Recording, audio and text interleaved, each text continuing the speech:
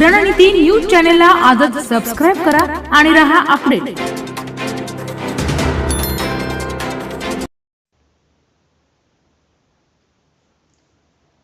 18 पगड जातीच्या सामान्य मावळ्यांना सोबत घेऊन दिल्लीची मुघलशाही, विजापूरची आदिलशाही, अहमदनगरची निजामशाही या जुलमी राजवटींविरुद्ध अखंड संघर्ष करून छत्रपती श्री शिवाजी महाराजांनी रयतेचे स्वराज्य आणि सुराज्य निर्माण केले, असे प्रतिपादन देशभक्त रत्नकुंभार शिरोळ मागासवर्गीय सहकारी सूतगिरणीवर आयोजित शिवजयंती समारंभात संस्थेचे संस्थापक चेअरमन दलित मित्र आमदार अशोकराव माने यांनी केले।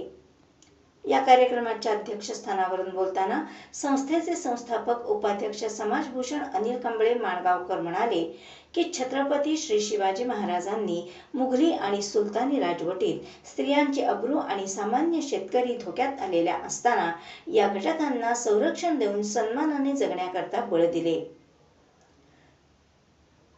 प्रथमतः आमदार दलित मित्र डॉक्टर अशोकराव माने आणि समाजभूषण अनिल कांबळे यांच्या हस्ते छत्रपती श्री शिवाजी महाराजांच्या प्रतिमेचे पूजन करण्यात आले। या कार्यक्रमाला संस्थेचे संचालक वसंतराव कांबळे,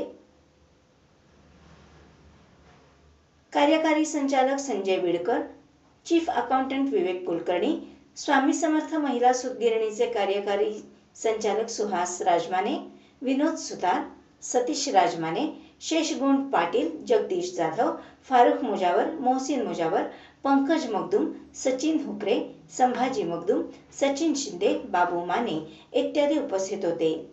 स्वागत आणि प्रास्ताविक जनरल मॅनेजर जी.आर. माने यांनी केले, तर आभार एच.आर. सदाशिव संपगाव यांनी केले।